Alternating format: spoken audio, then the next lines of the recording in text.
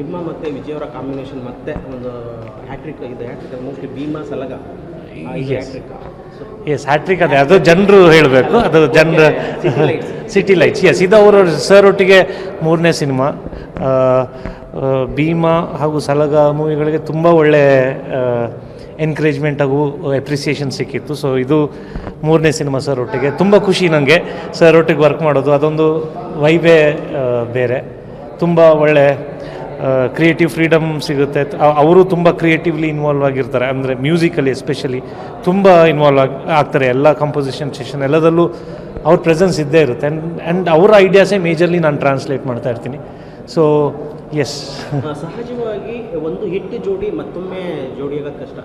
ನೀವು ಮತ್ತು Vijay sir work ಮಾಡಬೇಕಾದ್ರೆ ಅವರು ಏನು ಎಕ್ಸ್ಪೆಕ್ಟ್ ಮಾಡ್ತಾರೆ, ಅದಕ್ಕೆ ತಕ್ಕನಾಗಿ ನಿಮ್ಮ ಚಾಲೆಂಜಸ್ ಏನಿರುತ್ತೆ? ಈಗ ಒಂದು ಮ್ಯೂಸಿಕ್ ಮಾಡಬೇಕಾದ್ರೆ ಒಂದು ಸಾಂಗ್ ಬಂದು ಹೇಳ್ತಾರೆ, ಅದು ಹೆಂಗೆ ನಿಮ್ಮ ಕಾನ್ವರ್ಸೇಷನ್ ಆಗುತ್ತೆ ಸರ್? ಅಂದರೆ ಅವರು ಅದೇ ಕತೆಗೆ ಹೊಂದುವಂಥದ್ದು ಮೇಯ್ನ್ ಇಂಪಾರ್ಟೆಂಟ್ ಆಗಿರುತ್ತೆ. ಕತೆ ವಿಷಯಗಳನ್ನ ನಾನು ಎನ್ಹ್ಯಾನ್ಸ್ ಮಾಡಲಿಕ್ಕೆ ಮ್ಯೂಸಿಕಲಿ ನಾನು ಹೇಗೆ ಎನ್ಹ್ಯಾನ್ಸ್ ಮಾಡಬೇಕಾಗಿರುತ್ತೆ ಅಂತ ಹೇಳೋದೇ ಪ್ರಯಾರಿಟಿ ಅಲ್ಲಿ. ಸೊ ಆ ನಿಟ್ಟಿನಲ್ಲಿ ಎಲ್ಲೆಲ್ಲ ಸಾಂಗ್ ಪ್ಲೇಸ್ಮೆಂಟ್ಸ್ ಇರುತ್ತೆ, ಯಾವ ರೀತಿಯ ಸಾಂಗ್ಗಳು ಬೇಕು, ಯಾವ ರೀತಿಯ ಲಿರಿಕ್ಗಳು ಬೇಕು, ಯಾವ ರೀತಿಯ ಸಿಂಗರ್ಸ್ ಬೇಕು, ಯಾವ ರೀತಿಯ ಟೋನ್ ಸೆಟ್ ಮಾಡಬೇಕಂತ ಹೇಳುವಂಥದ್ದು ಅದೇ ಆ ಪ್ರೋಸೆಸ್ ಆಗ್ತಾಯಿದೆ. ಅಂದರೆ ಹಾಡುಗಳಾಗಿದೆ, ಬಟ್ ಈಗ ಬ್ಯಾಕ್ಗ್ರೌಂಡ್ ಸ್ಕೋರಿನ ಪ್ರೋಸೆಸ್ ಆಗ್ತಾಯಿದೆ ಸರ್. ಓಕೆ, ಸಿಟಿ ಲೈಟ್ ಸಿನಿಮಾದಲ್ಲಿ ಎಷ್ಟು ಹಾಡುಗಳಿದೆ ಸರ್? ಈಗ ಭಾವ ರಿಲೀಸ್ ಆಗಿದೆ, ಸೊ ಅದೇ ಒಂಥರ ತುಂಬ ಮಾಸ್.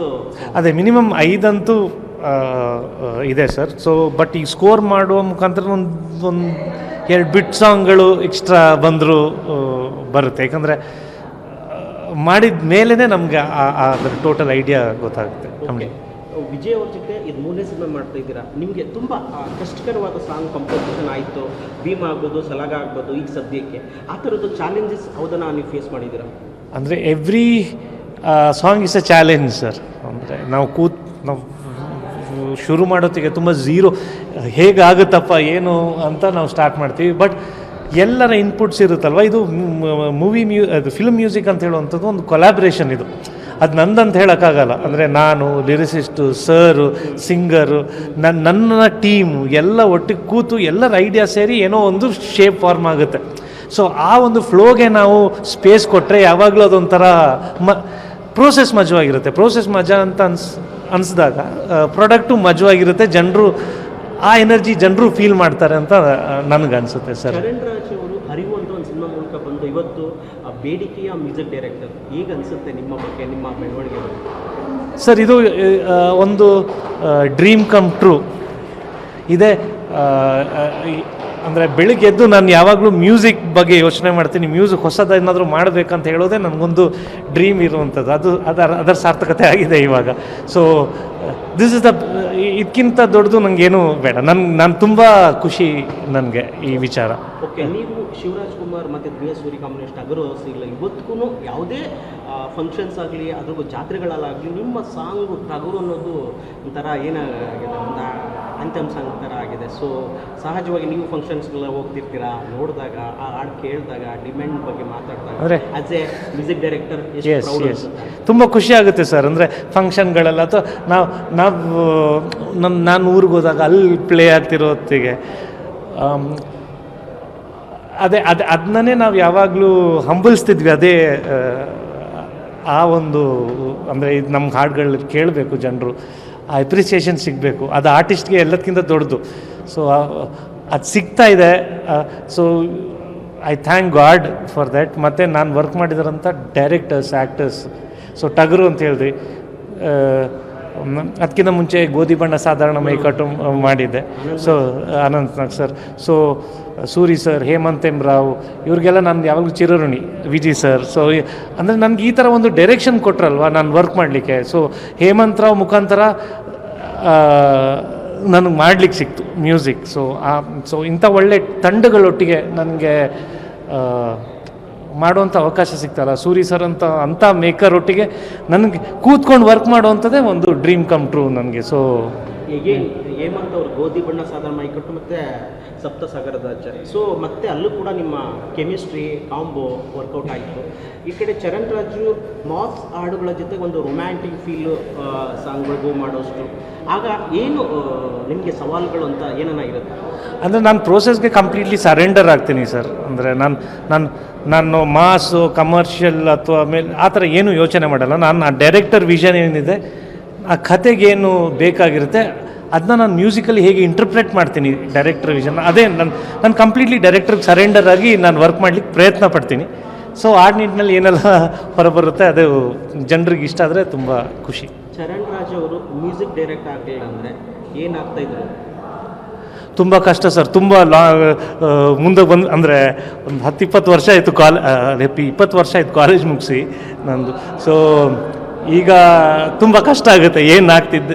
ಅಫ್ಕೋರ್ಸ್ ನಾನು ಮಾಡಿದ್ದು ಇಂಜಿನಿಯರಿಂಗ್, ಬಟ್ ಇಂಜಿನಿಯರಿಂಗ್ ನನ್ನ ಕಾಲೇಜಲ್ಲಿ ಓದ್ತಾ ಇದ್ದಾಗನೂ ನನಗೆ ಮ್ಯೂಸಿಕ್ಕೇ ಇಂಟ್ರೆಸ್ಟ್ ಇದ್ದಿದ್ದು. ಸೊ ಐ ಥಿಂಕ್ ನನಗೆ ಅದು ತುಂಬ ಇಂಪಾರ್ಟೆಂಟ್ ಆಗುತ್ತೆ ಸರ್ ಈವಾಗಿನ ಯಂಗ್ಸ್ಟರ್ಸಲ್ಲೂ. ಕ್ಲಾರಿಟಿ ಅಂತ ಹೇಳೋದು ನನಗೆ what do I need to do ಅಂತ ಹೇಳೋದು ತುಂಬ ಇಂಪಾರ್ಟೆಂಟ್ ಆಗುತ್ತೆ. So I always wanted to be a musician. Okay, ಕನ್ನಡದಲ್ಲಿ ಈಗ ಆಲ್ರೆಡಿ ಶಿವಣ್ಣಂಗೆ ಮಾಡಿದ್ದೀರಾ, ರಕ್ಷಿತ್ ಶೆಟ್ಟಿ, ಈಗ ದುನಿಯಾ ವಿಜಯ್ ಕಾಂಬೋ, ಬೇರೆ ನಟರಿಗೆ ಅಂತಂದಾಗ ಈ ಥರ ನಟನ ಜೊತೆ ವರ್ಕ್ ಮಾಡಬೇಕು ಅಂತ ಆ್ಯಸ್ ಎ ಮ್ಯೂಸಿಕ್ ಡೈರೆಕ್ಟರ್ದು ಒಂದು ಇದಿರುತ್ತೆ. ಎಸ್ ಚರಣ್ ರಾಜ್ ಅವರಿಗೆ ಅಂದರೆ ಎಲ್ಲರೊಟ್ಟಿಗೆ ವರ್ಕ್ ಮಾಡೋಕ್ಕೆ ಇಷ್ಟ ಸರ್. ಅಂದರೆ ಮೇಜರಾಗಿ ಒಳ್ಳೆ ಟೀಮ್, ಒಳ್ಳೆ ತಂಡ ಸಿಕ್ಕಿದರೆ ಅದು ತುಂಬ ಮುಖ್ಯವಾಗಿರುತ್ತೆ. ಒಳ್ಳೆ ನಿರ್ದೇಶಕರು, ಒಳ್ಳೆ ತಂತ್ರಜ್ಞರು, ಆ ಟೀಮಲ್ಲಿ ನನಗೆ ಇರೋಕ್ಕೆ ತುಂಬ ಇಷ್ಟ. ಒಳ್ಳೆ ಟೀಮ್ಗಳೊಟ್ಟಿಗೆ ಕೆಲಸ ಮಾಡಲಿಕ್ಕೆ ತುಂಬ ಇಷ್ಟ. ಯಾಕಂದರೆ ಆ ಮುಖಾಂತರ ನನಗೊಂದಿಷ್ಟು ಕಲಿಯೋಕ್ಕೂ ಸಿಗುತ್ತೆ. ಸೊ ನಾನು ಒಂದು ಸಿನಿಮಾ ಮಾಡಿದ ಮೇಲೆ ನಾನು ಇಂಪ್ರೂವ್ ಆಗಬೇಕು, ನಾನು ಮ್ಯೂಸಿಕಲಿ ಇಂಪ್ರೂವ್ ಆದ್ರೇ ಅದು ಒಂಥರ ಸ್ಯಾಟಿಸ್ಫ್ಯಾಕ್ಟ್ರಿ ಆಗಿರುತ್ತೆ ನನಗೆ. ಸೊ ಸಿಟಿ ಲೈಫ್ ಯಾವೆಲ್ಲ ಸಿನಿಮಾಗಳಿಗೆ ನಿಮ್ಮ ಮ್ಯೂಸಿಕ್ ಕಂಪೋಸ್? ಅಂದರೆ ನೆಕ್ಸ್ಟ್ ಇಮಿಡಿಯೇಟಾಗಿ ಮ್ಯಾಂಗೋ ಪಚ್ಚ ರಿಲೀಸ್ಗಿದೆ ಸರ್. ಮತ್ತು ಕುರ್ಕಾ ಅಂತ ಹೇಳೋ ಒಂದು ತುಂಬ ಒಳ್ಳೆ ಸಿನಿಮಾಗೆ ವರ್ಕ್ ಮಾಡ್ತಿದ್ದೀನಿ. ಶೈನ್ ಶೆಟ್ಟಿ ಅವರ ಮೂವಿನೂ ಅದರ ಸ್ಕೋರ್ ಮೇಲೂ ವರ್ಕ್ ಮಾಡ್ತೀನಿ, ಶಂಕರಾಭರಣಂ ಅಂತ. ಆ್ಯಂಡ್ ಅದು ಅನೌನ್ಸ್ ಮಾಡಿದ್ದಾರೆ. ಆ್ಯಂಡ್ ಸದ್ಯಕ್ಕೆ ಇಷ್ಟು ಸ್ಕೋರ್ಗಳು ವರ್ಕ್ ಮಾಡ್ತೀನಿ ಸರ್. ಮುಂದಕ್ಕೆ ಅದೇ